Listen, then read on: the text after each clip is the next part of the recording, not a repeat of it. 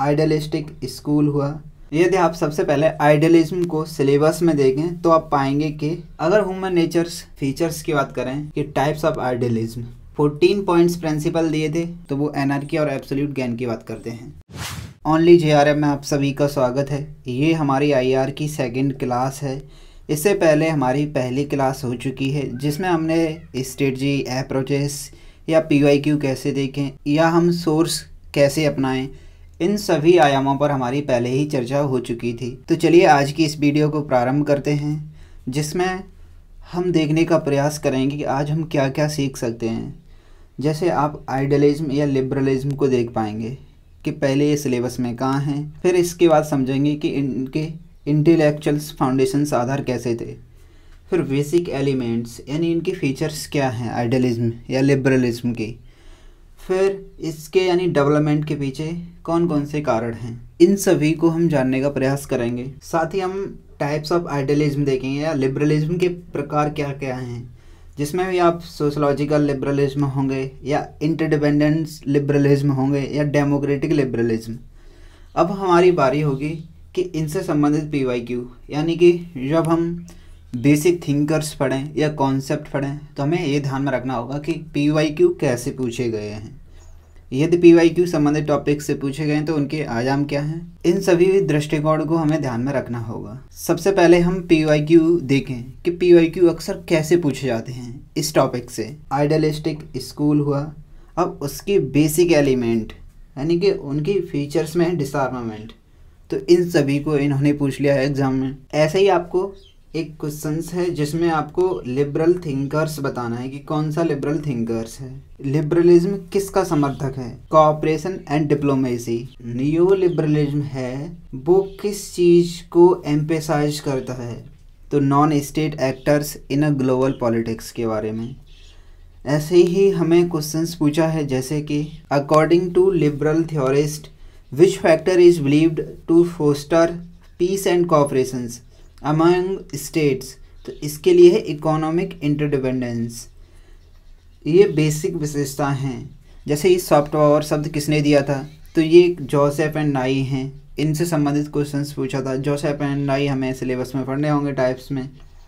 ऐसे ही complex interdependency किससे संबंधित है, तो हमें बताना होगा कि ये नियो लिबरलिज्म से संबंधित है। इस प्रकार से क्वेश्चंस पूछते हैं, तो हम इन्हीं क्वेश्चंस को ध्यान में रखते हुए इस टॉपिक को पढ़ेंगे। साथ ही आपकी भी ऐसे ही अप्रोच होनी चाहिए कि संबंधित टॉपिक से पीवाईक्यू कैसे पूछे गए हैं, उस आधार पर हम उस टॉपिक को कितना पढ़ें। यदि आप सबसे पहले आइडियलिज्म को सिलेबस में देखें तो आप पाएंगे कि जो हमारी यूनिट नंबर 5 है उसमें एक सब हेडिंग है, तो सब हेडिंग में थ्योरी में ही आइडियलिज्म है। तो चलिए अब आइडियलिज्म की शुरुआत करते हैं कुछ सामान्य दृष्टिकोण के आधार पर। जैसे कि सबसे पहले देखें कि आइडियलिज्म या लिबरलिज्म का इंटेलेक्चुअल फाउंडेशंस क्या है, यानी कि इनकी कॉमन मान्यता क्या है। उसके बाद हम इनकी फीचर्स पर समझें तो ज़्यादा बेटर है। तो सबसे पहले देखें कि लॉक एक विचारक हैं जो आप भी जानते हैं। तो लॉक बोलते हैं कि मानव का स्वभाव अच्छा है, यानी ह्यूमन नेचर्स इज गुड, जिससे शांति और सहयोग संभव है।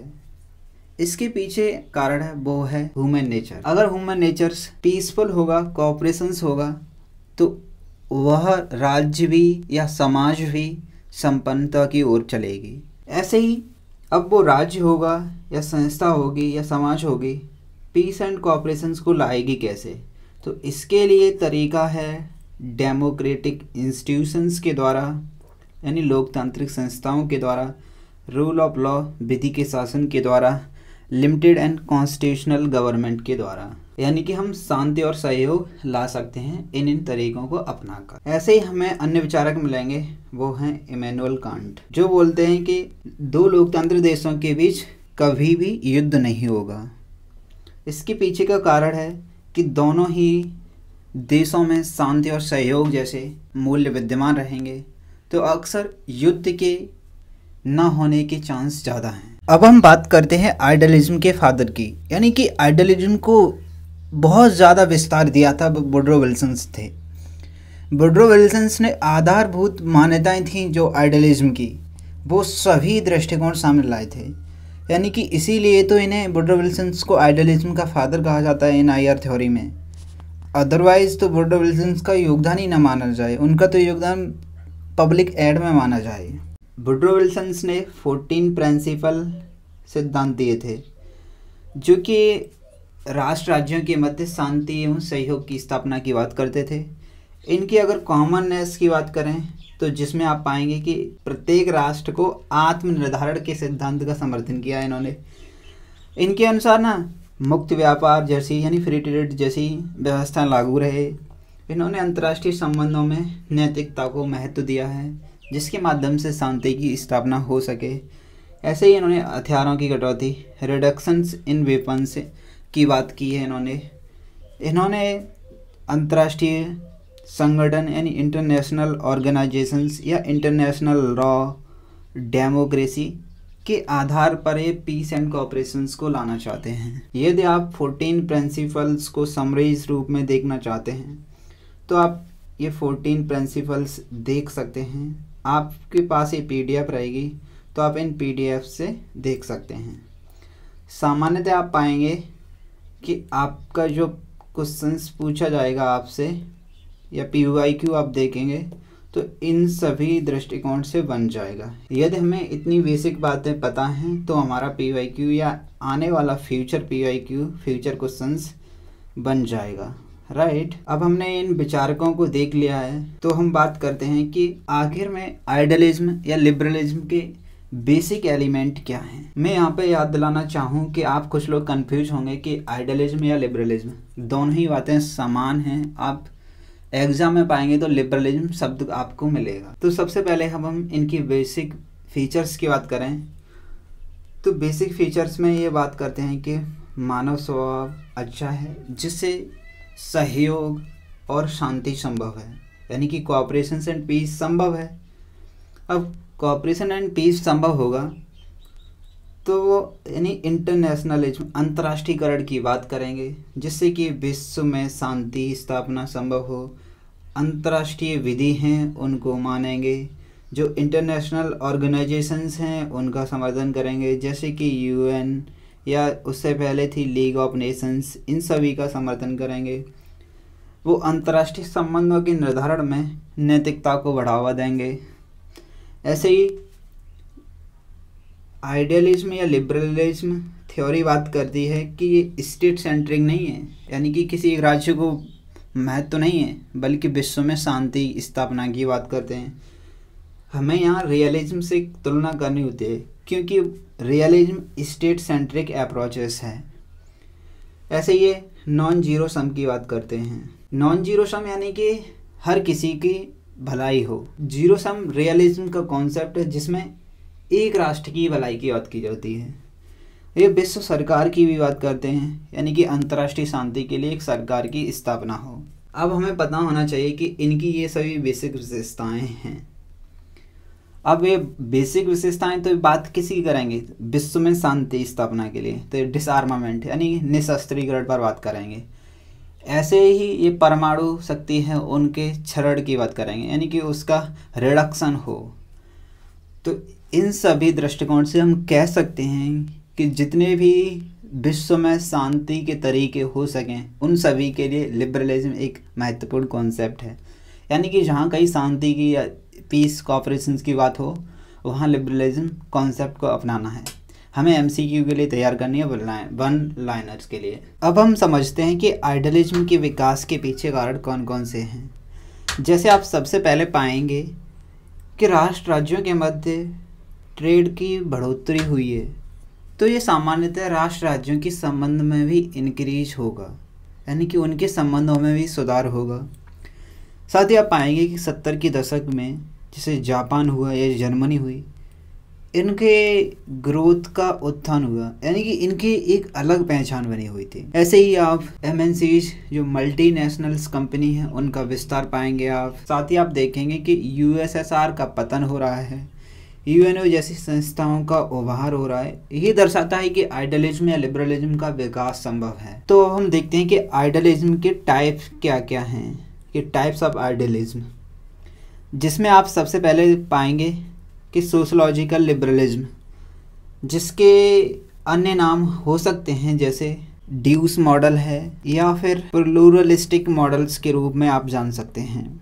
इसके कुछ प्रमुख समर्थक हैं, कार्ल ड्यूस है या कॉमनडेन हुए या जॉन वर्टन हुए, जिनकी प्रमुख रचना थी वर्ल्ड सोसाइटी। इसके अलावा आप पाएंगे कि जो सोशलॉजिकल लिबरलिज्म था उसकी कुछ बेसिक मान्यताएं थी। उनका कहना था कि पारराष्ट्रीय संबंधों से या मल्टीनेशनल कंपनीज से कम्युनिकेशन या ट्रेड या लोगों के आवागमन के माध्यम से अंतर्राष्ट्रीय संबंधों में बढ़ोतरी हुई है। साथ ही रीजनल ऑर्गेनाइजेशंस का भी महत्व बढ़ाता है, उदाहरण के लिए यूरोपियन यूनियंस। अब हम यूएनओ के महत्व को भी इनकार नहीं कर सकते हैं क्योंकि उनका भी महत्व बढ़ाता है। तो यहाँ से हमें बेसिक मान्यता यही रखनी चाहिए कि जो समाज है या अंतर्राष्ट्रीय व्यवस्था है वो एक समाज के रूप में बन रही है। इसीलिए हम इसको प्लूरलिस्टिक थ्योरी भी कह रहे हैं, यानी कि प्लूरलिस्टिक मॉडल्स कह रहे हैं इस चीज़ को। आइडियलिज्म का दूसरा टाइप है जिसे आप इंटरडिपेंडेंट लिबरलिज्म के नाम से भी जानते हैं, जिसके प्रमुख समर्थक थे जैसे कि रॉबर्ट कोहेन है या जोसेफ नाई हैं, जिनकी कुछ रचनाएं हैं वो आप एक बार गो थ्रू कर सकते हैं, PDF आपके पास ही होगा। इनकी बेसिक मान्यता थी कि आज ट्रेड के माध्यम से राष्ट्र राज्य एक हो रहे हैं, जिससे कि ट्रेडिंग स्टेट का कॉन्सेप्ट आ रहा है। यानी कि इनकी कुछ बेसिक मान्यताएं ये भी थी कि जैसे कि हाई पॉलिटिक्स या लो पॉलिटिक्स को माने। तो जैसे हाई पॉलिटिक्स में आप सुरक्षा और अस्तित्व की राजनीति शामिल कर सकते हैं, लो पॉलिटिक्स में विकास निवेश की राजनीति, आर्थिक व्यापार को शामिल कर सकते हैं। लेकिन जोसेफ एंड नाई थे वो मानते थे कि हर एक राष्ट्र को लो पॉलिटिक्स को ध्यान में रखना चाहिए। ऐसे ही इन्होंने कॉन्सेप्ट दिया था hard power and soft power का कॉन्सेप्ट, जिसमें मिलिट्री थी, इकोनॉमिक पावर थी, वायलेंट थी, यानी हार्ड पावर में शामिल थे। सॉफ्ट पावर में ideological power, cultural powers, consent है, लीडरशिप है। तो ये इसके समर्थक हैं, यानी रॉबर्ट कोहेन और जोसेफ नाई हैं वो सॉफ्ट पावर के समर्थक हैं। वो कहते हैं कि आज के विश्व में यदि कोई देश हाई पॉलिटिक्स या हार्ड पावर का इस्तेमाल करता है तो वो ऑब्वियसली अंतर्राष्ट्रीय संबंधों में गिरावट का कारण होगा। इससे बेहतर यही होगा कि आप लो पॉलिटिक्स एंड सॉफ्ट पावर का यूज कीजिए और अपने अंतर्राष्ट्रीय संबंधों में वृद्धि कीजिए। इन सभी को आगे कॉम्प्लेक्स इंटरडिपेंडेंसी के रूप में भी जाना जाता है। इसमें क्या, यानी कि नॉन स्टेट एक्टर्स हुए या MNC हुई या रीजनल्स ऑर्गेनाइजेशंस हुए, इन सभी का महत्व बढ़ा है। यानी कि इनके माध्यम से प्रत्येक राष्ट्र एक दूसरे से जुड़े हुए हैं, जो कि एक कॉम्प्लेक्स रूप में, इससे पहले सिंपल रूप में जुड़े हुए थे जो कि यानी स्टेट से था, लेकिन आज उसके डायमेंशंस अनेक हो चुके हैं। सामान्यतः आपको पता होगा कि अंतर्राष्ट्रीय राजनीति के 2 मॉडल्स हैं, एक बिलियर्ड्स बॉल मॉडल्स है, दूसरा कोवैब मॉडल्स है। जिसमें बिलियर्ड बॉल मॉडल्स है उसमें क्या है कि प्रत्येक राष्ट्र है ना वो फ्री है, यानी कि कोई भी राष्ट्र एक दूसरे से जुड़ा नहीं है, इसमें कोई भी राष्ट्र एक दूसरे से जुड़ा नहीं है। जबकि कोवैब मॉडल्स है उसमें प्रत्येक राष्ट्र एक दूसरे से जुड़े हुए हैं। तो जोसेफ एंड नाई हैं वो कोवैब मॉडल्स को ही समर्थन करते हैं, इसीलिए इन्होंने कॉम्प्लेक्स इंटरडिपेंडेंसी की बात की थी। लिबरलिज्म का थर्ड टाइप है रिपब्लिकन्स लिबरलिज्म, जिसे आप गणतांत्रिक उदारवाद कह सकते हैं, जिसके मेन समर्थक थे कांट थे, माइकल डोल थे। इनकी बेसिक मान्यता थी कि पीसिस्ट यूनियन यानी शांतिवादी यूनियन को बढ़ावा दें, जैसे डेमोक्रेटिक वैल्यूज़ को बढ़ावा दें। एग्जाम्पल के तौर पर लिबर्टी है, इक्वलिटी है, फ्रेटर्निटी है, इन सभी से शांति स्थापित होगी जो कि राष्ट्र राज्यों के विकास का कार्य करेगी। यहाँ पर हमारे टाइप्स खत्म होते हैं। अब हम समझते हैं कि लिबरलिज्म में कुछ विचारक और उनकी रचनाएं। सबसे पहले आप देखेंगे कि वुडरो विल्सन हुए। वुडरो विल्सन ने 14 पॉइंट्स प्रिंसिपल दिए थे, जिनमें उनकी कुछ बुक्स शामिल हैं, आप इन बुक्स को देख सकते हैं। ऐसे ही अन्य थिंकर्स हैं जिनका नाम है अल्फ्रेड जिमरन्स। ऐसे ही आप नॉर्मन्स एंजल्स को देखेंगे जो कि इनकी बुक है द ग्रेट इल्यूजन्स। ऐसे ही अर्नोल्ड जे टॉइनबी देखेंगे आप, जिनकी नेशनलिटी एंड वॉर बुक है। इसके अलावा भी आप अन्य विचारक देखेंगे जैसे रिचर्ड कॉवरडन हुए या विलियम लेड हुए या आपके बर्ट्रैंड रसेल्स हुए या नियोल्स। यहाँ पर विचारकों की लिस्ट देना इसीलिए महत्वपूर्ण है क्योंकि एग्जाम में हमें विचारक से संबंधित क्वेश्चंस पूछता है और साथ ही बुक्स तो एग्जाम के लिए इम्पोर्टेंस है ही। अब हमारा ये नियो लिबरलिज्म एक लास्ट टॉपिक बचा हुआ है जिसको हमें समझना है। नियो लिबरलिज्म की कुछ बेसिक मान्यताएं हैं। जैसे बाकी लिबरलिज्म है ना, वो सभी विशेषताएं, लेकिन कुछ अलग ये हैं कि इसमें एनार्की है, यानी कि विश्व में ये माना है कि एनार्की है, कोई एक सत्ता नहीं है।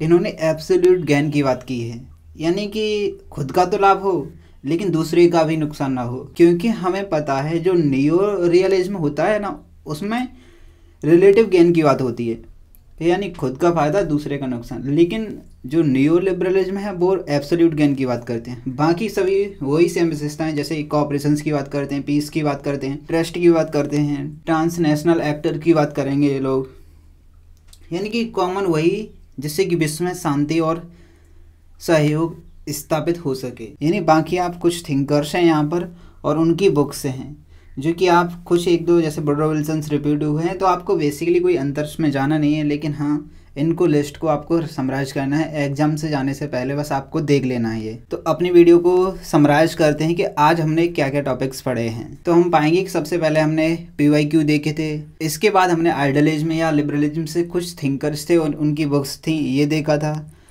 फिर हमने देखा था कि आइडियलिज्म की इंटेलेक्चुअल फाउंडेशंस क्या क्या है, उसमें lock, can't and Woodrow Wilson जो कि आदर्शवाद के पिता हैं या आइडियलिज्म के फादर के रूप में जाने जाते थे। ऐसे ही बेसिक एलिमेंट्स पर बात की थी। बेसिक एलिमेंट्स को आप PYQ के लिए याद रखिए क्योंकि आप शायद नेक्स्ट ये फ्यूचर PYQ बन सकता है। ऐसे ही विकास के कारण देखे थे। टाइप्स ऑफ आइडियलिज्म में बस मेन थिंकर्स देखिए आप। फिर हमने देखा था कि इंटरडिपेंडेंस लिबरलिज्म, तो आप इसको थोड़े से दृष्टिकोण में देख सकते हैं आप इसको। बाकी कॉम्प्लेक्स इंटरडिपेंडेंसी एग्जाम में पूछ ही चुका है।